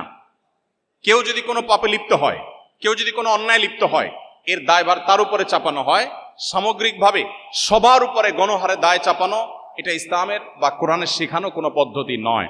তবে কোনো অপরাধ যদি হয়, সে অপরাধের পেছনে যদি কারোর হাত থাকে, কেউ যদি সিস্টেমিক্যালি সে অপরাধটা তৈরি হতে সাহায্য করে, ভূমিকা রাখে, প্রশ্রয় দেয়, তাহলে যে যতটুকু দায়ী আল্লাহর কাছে তিনি ততটুকু জবাবদিহি করবেন এবং তাকে আল্লাহ তাআলা ততটুকু শাস্তির মুখোমুখি করবেন। কিন্তু কোনোভাবেই একটা অপরাধকে গণহারে সবার উপরে চাপিয়ে দেওয়ার এই কালচার ইসলাম বিশ্বাস করে না। এরপরে প্রশ্ন হলো, আপনাকে নর্থ সাউথ ইউনিভার্সিটিতে স্বাগতম। দয়া করে আমাদের বাবা মাদের উপদেশ দিন যেন আমাদের দ্রুত বিয়ে দিয়ে পবিত্র জীবন যাপনের সুযোগ করে দেয়। খুব কমন প্রশ্ন, এবং এটা অলমোস্ট সকল অনুষ্ঠানে, সকল প্রোগ্রামে আমাদের তরুণদের এই প্রশ্ন থাকে। এখানে অনেক বাবা মা আছেন, আমি জানি অভিভাবকরা আজকে আহত হয়েছেন এবং এই প্রোগ্রামে অংশগ্রহণ করেছেন। যারা বাবা মা আছেন, প্যারেন্টস আছেন, তারা তরুণদের এই আর্তনাদ কি শুনতে পাচ্ছেন? তরুণদের এই চিৎকার কি আপনারা শুনতে পাচ্ছেন? আমি আপনাদেরকে তরুণদের এই মনের ভাষাটা সিরিয়াসলি আপনাদেরকে পাঠ করার, অনুধাবন করার বিনীত অনুরোধ করতে চাই। আপনারা অনেকে জেনে থাকবেন, আমাদের নবী করিম সাল্লাল্লাহু আলাইহি সাল্লাম বলেছেন, তোমার সন্তানের জন্য যদি উপযুক্ত পাত্র খুঁজে পাও, উপযুক্ত পাত্রী খুঁজে পাও, উপযুক্ত জীবনসঙ্গী খুঁজে পাও, তাহলে তাদেরকে বিয়ে দিতে বিলম্ব করবে না। যদি করো তাহলে পৃথিবীতে ফ্যাসাদ এবং ব্যত্যয় সৃষ্টি হবে, বিশৃঙ্খল হবে, পৃথিবী তার যে গতি সেটা হারিয়ে ফেলবে। আজ পৃথিবীর প্রত্যেকটা উন্নত দেশে আপনি দেখবেন পৃথিবী তার গতি হারিয়ে ফেলেছে। যখন সে দেশগুলো একসময় জন্ম নিয়ন্ত্রণ করবার জন্য প্রণোদনা দিত, এখন সন্তান জন্মের জন্য একটা সন্তান দিলে এত ডলার, দুইটা সন্তান জন্ম দিলে এত বেশি ডলার, এত বেশি সুযোগ সুবিধা প্রত্যেকটা উন্নত দেশ দিচ্ছে। একটি উন্নত দেশ বাকি নেই যে এই সমস্যা তারা ফেস করছে না। মানুষের সন্তান জন্ম দেওয়ার যে টেন্ডেন্সি, এটা বৈবাহিক এই সম্পর্ক যদি না থাকে, পৃথিবী থেকে মানব সভ্যতা হারিয়ে যাবে। এই জন্য কোরআনে ইসলামী শরিয়ার যে দণ্ডবিধি রেখেছে এর মধ্যে সবচেয়ে কঠিন শাস্তি রেখেছে বিবাহ বহির্ভূত সম্পর্কের জন্য। কোনো বাবা মা তার সন্তানকে যদি সময় মতো বিবাহ দিতে গাফিলতি করেন, সন্তান যদি কোনো পাপাচারা লিপ্ত হয়, তার চরিত্র নষ্ট করে, তাহলে পৃথিবী তার গতি হারাবে, স্বাভাবিকত্ব হারাবে, মানুষের জন্মের হার এটা আস্তে আস্তে থমকে যাবে। মানুষ যখন অবৈধ পথে বিবাহ বহির্ভূত সম্পর্কে, হারাম সম্পর্কের মধ্য দিয়ে তার চাহিদাকে পূরণ করতে পারবে, বিবাহ করার আগ্রহ মানুষের কমে যাবে। পৃথিবীতে এই যে সংকট তৈরি হলো, সন্তান যে বিপদগামী হলো, এর জন্য বাবা মা অবশ্যই দায়ী হবেন, আল্লাহর কাছে তাদেরকে জবাবদিহি করতে হবে। যারা মুরব্বীরা আছেন, প্যারেন্টস যারা আছেন, বাবা মা যারা আছেন, আমি তাদেরকে বলতে চাই, আপনারা যখন এখনকার তরুণদের বয়সে ছিলেন তখন সোশ্যাল মিডিয়ার এই ভয়াবহতা, তখন আজকে যে সমস্ত ফিতনা আছে এই ফিতনাগুলো তখন এতটা ভয়াবহ ছিল না। এখন সন্তানদের সামনে হাজারো ফিতনার হাতছানি। অতএব সন্তানদের বিয়েদের ব্যাপারে বাবা মা আন্তরিক হতে হবে। সন্তান যখন হারাম সম্পর্ক করে, অনেক বাবা মা আছেন সেটাকে স্বাভাবিক মনে করেন। হারাম সম্পর্কই যদি করে, সেটা যদি আপনার কাছে স্বাভাবিক মনে হয়, তাকে বিয়ে দিতে সমস্যাটা কোথায়? হ্যাঁ, বিয়ে দিলে যদি মনে করেন যে এখন অসুবিধা, তাহলে উঠে আনার দরকার নেই, শুধু আগদপড়ায় রেখে দেন, আগদপড়ায় রেখে দেন, তাদের পারপাস সার্ভ হয়ে যাক, তারা হারাম সম্পর্ক থেকে বেঁচে যাক, তারা একজন জীবন সঙ্গীকে ঠিক করুন। দেখুন, গোটা পৃথিবীর সকল সভ্যতায় কোনো পুরুষ যদি কোনো নারীর সাথে অবৈধ সম্পর্ক করে, নিজের একজন স্ত্রী আছে, এই অবস্থায় যদি আরেকজন নারীর সাথে সম্পর্ক করে, সেটাকে কি ভালোভাবে দেখে না খারাপভাবে? পৃথিবীর কোন সমাজ কি এ ব্যাপারে ভিন্ন কোনো দৃষ্টিভঙ্গি রাখে না। ইসলাম এক কাঠি আরো এগিয়ে। ইসলাম বলে, আপনি একজন তরুণ, আপনার জীবনে একজন জীবন সঙ্গিনী আল্লাহ তাআলা লিখে রেখেছেন, যার সঙ্গে আপনার বিয়ে হবে, যিনি আপনার স্ত্রী হবেন। আপনি যদি বিয়ের আগে আপনার আবেগ, আপনার ভালোবাসা অন্য কোনো মেয়ের সঙ্গে আপনি নিবেদন করেন, তাহলে আপনার যে হবু স্ত্রী, যার সঙ্গে আপনার সকল ভালোবাসা উজাড় করে দেওয়ার কথা ছিল, আপনি তার অধিকার নষ্ট করলেন না? আপনি এখন একজনকে বলছেন তোমাকে ভালোবাসি, তোমাকে ছাড়া বাঁচবো না, এরপরে যাকে বিয়ে করলেন একই কথা আপনি তার সাথে বলছেন। এর চেয়ে বড় মুনাফিকি, এর চেয়ে বড় কপটতা আর কি হতে পারে? একজন মানুষ তার জীবনের সমস্ত ভালোবাসা যদি জমিয়ে রাখে তার সে জীবন সঙ্গিনীর জন্য, এর চাইতে বুদ্ধিদীপ্ত সিদ্ধান্ত, এর চাইতে সঠিক সিদ্ধান্ত আর কি হতে পারে? এজন্য ইসলাম আমাদেরকে সময় মতো বিবাহ করতে বলে, এবং বাবা মাদের উপর এটা কর্তব্য। আল্লাহ কোরআনে বলেছেন, ওয়া আনকিহুল আয়ামা মিনকুম ওয়াস-সালিহিনা মিন ইবাদিকুম ওয়া ইমাইকুম, হে অভিভাবকেরা, তোমরা তোমাদের অধীনস্থদেরকে বিবাহ দাও, আল্লাহ নির্দেশ করছেন। অতএব এই নির্দেশকে যারা অবজ্ঞা করছেন, আজকাল একটা কথা প্রচলিত আছে, নিজের পায়ে দাঁড়াক আগে। হ্যাঁ, অবশ্য নিজের পায়ে দাঁড়াতে হবে। যুবকরা যারা ঠিক করে বেড়াচ্ছেন, আপনাদেরকে আমি বলছি, উপার্জন শুরু করে দেন। নিজে বাবার হোটেলে খাচ্ছেন, আবার বিয়ে করে বউ আনে তারেও বাবার হোটেলে খাওয়াবেন, এই অবিচার ইসলাম সমর্থন করে না। আপনি বিবাহ করবেন, আপনি উপার্জন শুরু করে দেন। আপনি বসে আছেন কেন? ছাত্র জীবনে উপার্জন করা যায়। আমি ছাত্র জীবনে উপার্জন শুরু করেছি, এবং একদিকে পড়াশোনা করতাম, অপরদিকে বাবার ফ্যামিলিতে সাপোর্ট দিতাম। আমাদের তরুণদের বড় অংশ তারা বসে বসে আড্ডা মেরে খেয়ে অভ্যস্ত, তারা কাজ করতে চায় না, শুধু হুজুরের কাছে চিরকুট লিখে দিবে, প্রশ্ন লিখে দিবে, হুজুর আব্বাকে বলেন বিয়ে করে দেখ। আপনার বাবা আপনাকে বিয়ে করে দিবে, কিন্তু বিয়ে করার জন্য আপনার স্ত্রীর মিনিমাম খরচ, মোহরের টাকা আপনাকে জোগাড় করতে হবে। চেষ্টা করবো তো ইনশাআল্লাহ? হারাম রিলেশনকে না করবো তো ইনশাআল্লাহ? ভাইরা আমার, আমরা সবাই জানি হারামে আরাম নাই না আছে? হারামে আরাম নাই, সবাই জানি তো। অতএব বিবাহ বহির্ভূত সম্পর্ক করে কোনোদিন মানুষ আরাম পেতে পারে না, মানসিক প্রশান্তি কখনো পেতে পারে না। যারা আমাদেরকে সারাদিন প্রেম ভালোবাসার ট্রেনিং দেয়, আছে না? সারাদিন প্রশিক্ষণ দেয় কিভাবে প্রেম ভালোবাসা করতে হবে, কিভাবে ধর্ম ডিঙ্গিয়ে যেতে হবে, বাবা মাকে ডিঙ্গিয়ে যেতে হবে, সমাজের বিরুদ্ধে যেতে হবে, তারপরেও তথাকথিত প্রেমকে জয় করতে হবে, এই ট্রেনিং গুলো দেয় না কিছু মানুষ? এদের জীবনে দেখবেন এক একজনের বিয়ের জীবনে 2টা 4টা 5টা 6টা বিয়ে, একটাও টিকে না। তারা আপনাকে যে প্রেম ভালোবাসার ট্রেনিং দেয়, তার নিজের জীবনে প্রেমের সফলতা তিনি খুঁজে পাচ্ছেন না। এই জন্য হারাম পথে নয়, আমাদের সমস্ত আবেগ ভালোবাসা সব উজাড় করে দিব হালাল পথে ইনশাআল্লাহ। আল্লাহ আমাদেরকে তৌফিক দান করুন। এরপরে প্রশ্ন হলো, নর্থ সাউথ বিশ্ববিদ্যালয় এই ধরনের আয়োজনকে আপনি কিভাবে দেখছেন? খুবই স্বাভাবিক একটি বিষয় আমি দেখছি, খুবই স্বাভাবিক। একটা মুসলিম অধ্যুষিত দেশে একটা বিশ্ববিদ্যালয়ে দ্বীনি আয়োজন হবে, বিষয়টা কি স্বাভাবিক না অস্বাভাবিক? খুবই স্বাভাবিক। বিশ্বাস করুন, আমার কাছে এটা খুবই স্বাভাবিক একটি বিষয় মনে হচ্ছে। গত 2 দিন কি 3 দিন আগের ঘটনা, ভারতে সফর করেছেন সম্ভবত রাশিয়ার প্রেসিডেন্ট এবং ভারতের প্রধানমন্ত্রী রাশিয়ার সেই নেতাকে তাদের একটা হিন্দুদের একটা ধর্মগ্রন্থ উপহার দিয়েছেন। আপনারা দেখেছেন না পত্রপত্রিকায়? আমাদের দেশে যদি এরকম কোন নেতা আসেন অন্য কোন ধর্মাবলম্বী, তাকে যদি আমাদের কোন ধর্মগ্রন্থ উপহার দেওয়া হয়, বিষয়টা কি স্বাভাবিক না অস্বাভাবিক? খুবই স্বাভাবিক। একটা মুসলিম অধ্যুষিত দেশে এটা হবে, এটাই স্বাভাবিক। কিন্তু দুর্ভাগ্যজনকভাবে আমাদের সমাজে নানা কারণে দিনটাকে এমন একটা পর্যায়ে নিয়ে রাখা হয়েছে যেন এটা কোনোভাবেই স্পর্শ করা যাবে না, এটা স্পর্শ করলে আমাদের জাত চলে যাবে। এজন্য আমি বিনীতভাবে অনুরোধ করতে চাই, এই বিষয়গুলোকে খুব স্বাভাবিকভাবে আমাদের নিতে হবে। দিন আমাদেরকে সেটা শিখায় এবং সেটা আমাদের অবশ্যই অধিকারের অংশ।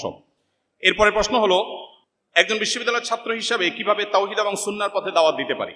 একজন বিশ্ববিদ্যালয়ের শিক্ষার্থী হিসাবে আপনি তাওহীদ এবং সুন্নাহর পথে দাওয়াত দেওয়ার জন্য সবকিছুর আগে প্রয়োজন আপনার ইসলামের বেসিক জ্ঞান অর্জন করা। ইসলাম সম্পর্কে বেসিক নলেজ অর্জন করলে আপনি যেটুকু জানেন সেটুকু আপনি পৌঁছাতে পারেন। ইসলাম শুধুমাত্র আলেমদেরকে ধর্ম প্রচারের দায়িত্ব দেয়নি। আল্লাহ কোরআনে কারীমে পরিষ্কারভাবে বলেছেন, নারী হোক আর পুরুষ হোক, যে কেউ সৎ কাজের আদেশ এবং অসৎ কাজে বাধা প্রদান করতে। এরপরে প্রশ্ন হলো, দিনে ফেরার পর আবারও দিন হারিয়ে ফেলেছি, যার ফলে হতাশ হয়ে আছে, যার ফলে হতাশা আছে, আপনার উপদেশ ও পরামর্শ চাই। প্রিয় ভাই আমার, একজন মানুষ দিনে আসার পর যদি আবার দিন থেকে বিচ্যুত হয়ে যান, এর চেয়ে দুর্ভাগ্যের বিষয় আর কিছু নয়। যিনি প্রশ্ন করেছেন তিনি নিজে বলছেন যে তিনি হতাশ হয়ে গেছেন, দিন থেকে আবার ব্যাক করেছেন, এজন্য হতাশ হয়ে গেছেন। এই জায়গাটাতে ভাববার যথেষ্ট সুযোগ আছে। একজন মানুষ প্রকৃতিগতভাবে মহান রব্বুল আলামিনের কাছে, সৃষ্টিকর্তার কাছে নিজেকে সমর্পণ করতে চায়, তার একান্ত মনের কথাগুলো কাউকে বলতে চায়। পৃথিবীর এমন কোনো মানুষ নাই যাকে সব কথা বলা যায়, যাকে সব সময় কথা বলা যায়, যার কাছে সবকিছু সঁপে দেওয়া যায়। এরকম কোনো মানুষ আল্লাহ তাআলা সৃষ্টি করেন না পৃথিবীতে, একজনও না। সেটা আপনার স্ত্রীও না, আপনার মাও না, আপনার বাবাও না, আপনার কোনো বন্ধু না। আপনার জীবনে এমন বহু মুহূর্ত আছে যে মুহূর্তে একান্তে আপনার মনের কথাগুলো বলতে হয়। আল্লাহর কসম, সেটা আল্লাহ রাব্বুল আলামিন ছাড়া আর কোন সৃষ্টি জগতের আর কোন সদস্য, আর কোন সত্তা কেউ নেই। এজন্য আপনার জীবনে যে হতাশা বিরাজ করছে, আমি আল্লাহর উপরে ভরসা রেখে আপনাকে নিশ্চয়তা দিতে পারি, আপনি যদি আবার ইসলামে ব্যাক করেন, আল্লাহ তাআলা আপনার সে ব্যাক করাকে কবুল করবেন। বাবা মা বা পৃথিবীতে অনেক মানুষ একবার যদি কেউ বিপদগামী হয়ে যায় তাকে হয়তো ওয়েলকাম করে না, কিন্তু ইসলাম আমাদেরকে, কেউ যদি ভুল পথে চলে যায় আবার সে ফিরে আসতে চায়। আমি যেটা একটু আগে বলছিলাম, মৃত্যুর আগ মুহূর্ত পর্যন্ত তার জন্য সে দুয়ার খোলা থাকে। অতএব আপনি আবার ইসলামের ছায়াতলে আসুন, আবারও কোরআন হাতে তুলে নিন, আবারও হাদিস আপনি বুকে টেনে নিন, আবারও আপনি সিরাত ধারণ করুন। আপনি নিশ্চিন্তে সিরাতের পথে হাঁটলে ইনশাআল্লাহ আপনার এই ডিপ্রেশন, আপনার এই দুশ্চিন্তা এবং আপনার এই ফ্রাস্ট্রেশন দূর হয়ে যাবে। এরপরে প্রশ্ন হলো, যদি কেউ আজীবন অবিবাহিত বা চিরাকুমার থাকতে চায়, ইসলাম এ ব্যাপারে কি বলে? একদিকে বিয়ে করার জন্য তরুণদের আর্তনাদ, আবার অপর দিকে কেউ চিরকুমার থাকতে চায়।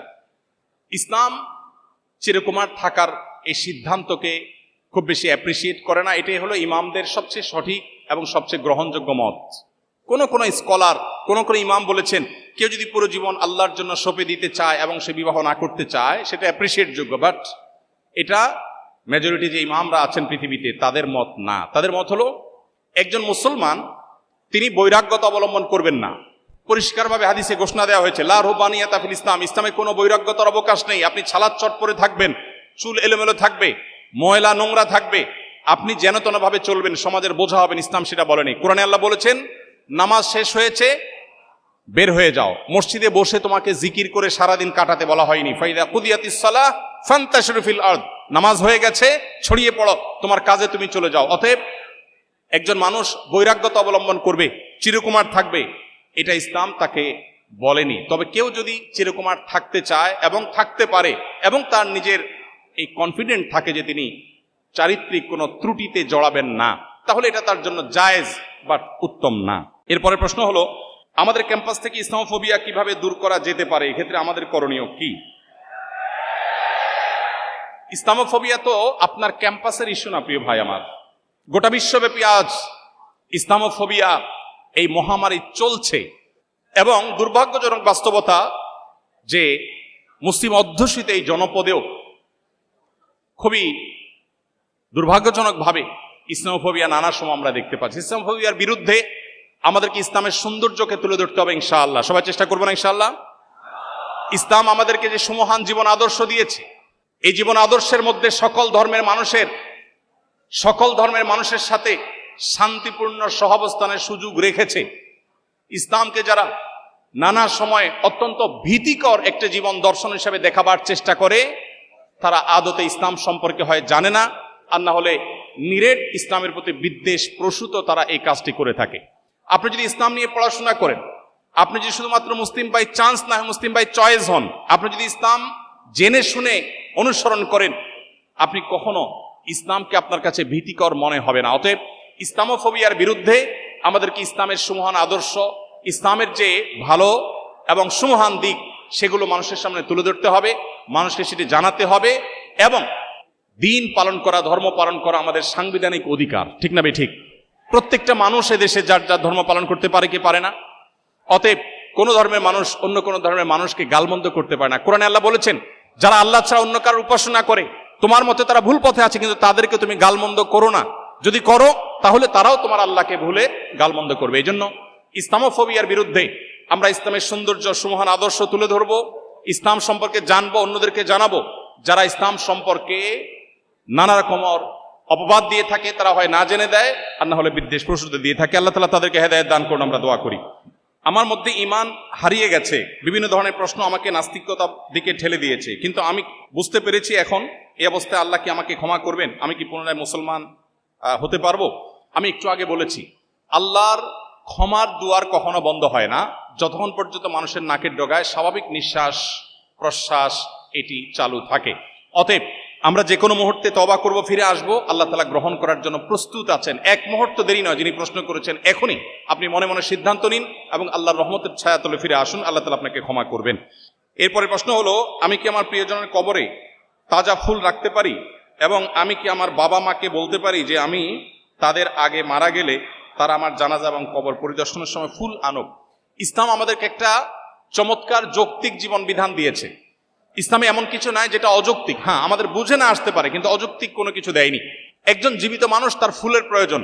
গ্রান নবী সাল্লাল্লাহু আলাইহি ওয়াসাল্লাম পছন্দ করতেন, ফুল তার পছন্দ ছিল, কিন্তু একজন মৃত মানুষের কবরের উপরে ফুল দেওয়ার কোনো যৌক্তিকতা ইসলাম দেখে না।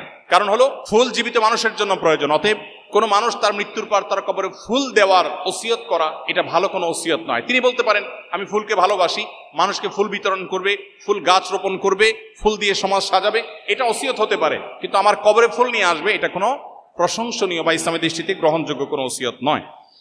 এরপরে প্রশ্ন হলো, আমার অনেক সহপাঠী সারা বছর ক্লাস, পরীক্ষা ইত্যাদি একাডেমিক কাজে হিজাব বোরকা পরে থাকলেও কোনো অনুষ্ঠান হওয়া মাত্র তারা যথাসম্ভব বেপর্দা হয়ে সেজে আসেন। এ ধরনের অনুষ্ঠানের ক্ষেত্রে পর্দার ব্যাপারে শৈথিল্য করার সুযোগ আছে কি না? দেখুন, যে সমস্ত বোনরা সময় সময় পর্দা করেন, আবার সময় সময় পর্দার বিধান থেকে বের হয়ে আসেন, তাদেরকে বলতে চাই, ইসলাম এমন একটা জীবন বিধান আমাদেরকে দিয়েছে যেটা মরণ পর্যন্ত আমাদেরকে মেনে চলতে হবে। আমাদের সমাজে বেশিরভাগ মানুষ অপরাধ করে সামাজিকতার কারণে। যারা দুর্নীতি করে, যারা দেশের সম্পদ লুট করে, এই মানুষগুলো বেশিরভাগ মানুষ নিজের পেটের দায়ে লুট করে না। কি বলেন? পেটের দায়ে কেউ দুর্নীতি করে? পেটের দায়ে কেউ দুর্নীতি করে? আমাদের সমাজে যত অপরাধ হয়ে থাকে, এই সামাজিক অপরাধগুলো বেশিরভাগ ক্ষেত্রে হয়ে থাকে তথাকথিত সামাজিকতার জন্য, সমাজে নিজের অবস্থানকে এস্টাবলিশ করার জন্য। অতএব একজন মুসলিম নারী, তিনি নিজের এই মনের অবস্থাকে তার সিদ্ধান্ত নিতে হবে এবং সঠিক করতে হবে। তিনি কোনো অবস্থাতেই নিজেকে বিশেষ পরিস্থিতিতে পর্দার বিধান থেকে বের করে আনতে পারেন না। আমরা অনেকে আছি নিয়মিত পর্দা করেন, অথচ বিবাহের কোনো অনুষ্ঠান হচ্ছে সেখানে তিনি পর্দা ছেড়ে দেন। মরণ পর্যন্ত আমাদেরকে দিনের উপর টিকে থাকতে হবে। আল্লাহ বলেছেন, ওয়াবুদ রাব্বাকা হাত্তা ইয়াতিয়াকাল ইয়াকিন, তুমি তোমার রবের ইবাদত করো মৃত্যু আসার আগ পর্যন্ত। অতএব আমাদেরকে মৃত্যু আসার আগ পর্যন্তই পর্দার বিধান মেনে চলতে হবে। সামাজিকতার খাতিরে যদি আমি আমার দিনকে ছেড়ে দেই, সেটা হবে দিনের নামে আত্মপ্রবঞ্চনা এবং আত্মপ্রতারণা। আল্লাহ তাআলা আমাদেরকে এগুলো থেকে বেঁচে থাকার তৌফিক দান করুন। আমি যদি নিজেকে পুরোপুরি বদলাতে চাই এবং আল্লাহর পথে চলতে চাই, তাহলে প্রথম পদক্ষেপ হিসাবে আমার কি কাজ করা উচিত এবং আল্লাহ কি আমার সব ভুল মাফ করবেন? দেখুন, 9 শতাধিক প্রশ্নের উল্লেখযোগ্য সংখ্যক প্রশ্ন এই রিলেটেড, অর্থাৎ আল্লাহ কি আমাকে মাফ করবেন? আমি কিন্তু বারবার করে বলেছি, আল্লাহ তাআলার গুণবাচক নামগুলোর মধ্যে একটা হলো তাওয়াব। আল্লাহর গুণবাচক নামগুলোর ভিতরে একটা কি? তাওয়াব। তাওয়াব শব্দের অর্থ হলো যিনি বারবার বান্দার গুনাহ মাফ করেন। অতএব একজন মানুষ, একজন মুসলমান, তিনি আল্লাহর কাছে তওবা করে ফিরে আসবেন এবং আল্লাহর কাছে ক্ষমা চাইবেন, এটাতে আল্লাহ তাআলা খুশি হন, আল্লাহ পছন্দ করেন এবং ভালোবাসেন। অতএব আপনি আপনার জীবনকে যদি পরিবর্তন করতে চান, প্রথম কাজ হবে তওবা করা, যে আপনি ট্র্যাক চেঞ্জ করবেন, রুট পরিবর্তন করবেন, জাহান্নাম থেকে জান্নাতের পথে আসবেন, কোরআন এবং হাদিসের পথে আসবেন। দ্বিতীয় কাজ হবে আপনি কোরআন এবং হাদিসের পথে চলবার জন্য একটি দ্বীনি এনভায়রনমেন্ট এবং পরিবেশে নিজেকে রাখবেন, তাহলে আপনার জন্য দ্বীন পরিপালন করা সহজ হবে। তৃতীয়ত আল্লাহর কাছে আপনি কায়মুর বাক্যে দোয়া করবেন। ইনশাআল্লাহ এই ত্রিমুখী প্রচেষ্টার মাধ্যমে আল্লাহ তাআলা আপনাকে আপনার দ্বীনের উপরে টিকে থাকার তৌফিক দান করবেন। আজকে এই প্রশ্নোত্তর সেশন এখানে শেষ করছি। আপনাদের যে অগণিত প্রশ্ন আছে সেগুলো ইনশাআল্লাহ আমাদের কোনো লাইভ অনুষ্ঠানে আমরা দেওয়ার চেষ্টা করব। যদি আমি সঠিক কিছু বলে থাকি আল্লাহর তরফ থেকে, ভুল কিছু বলে থাকি সেটা দায় আমার এবং শয়তানের তরফ থেকে। আল্লাহ তাআলা আজকের এই কোরআন কনফারেন্সকে, আজকের এই সিরা এক্সিবিশনকে পরিপূর্ণভাবে কবুল এবং মঞ্জুর করব, আমিন। এবং এর সাথে যারা জড়িত আছেন, মাননীয় ভিসি মহোদয় সহ কর্তৃপক্ষ যারা এটাকে বাস্তবায়ন করবার জন্য অক্লান্ত পরিশ্রম করেছেন, অনুমোদন দিয়েছেন, যারা যেভাবে অংশগ্রহণ করেছেন, আমরা আরশে আজিমের মালিকের কাছে দোয়া করি আল্লাহ তাআলা সবাইকে এর জন্য সর্বোত্তম বিনিময় দান করুন। আল্লাহ আমাদের সবার জীবনকে কোরআনময় করে দিন, আল্লাহ আমাদের জীবনকে সিরাতময় করে দিন। আল্লাহ রাব্বুল আলামিন আজকের এই এনএসইউ ক্যাম্পাসে যেভাবে আমরা সমবেত হয়েছি, ঠিক এইভাবে জান্নাতুল ফেরদাউসে সবাইকে সমবেত হওয়ার তৌফিক দান করুন। জাযাকুমুল্লাহ খায়র। আস-সুন্নাহ ফাউন্ডেশন, উম্মার স্বার্থে সুন্নাহর সাথে।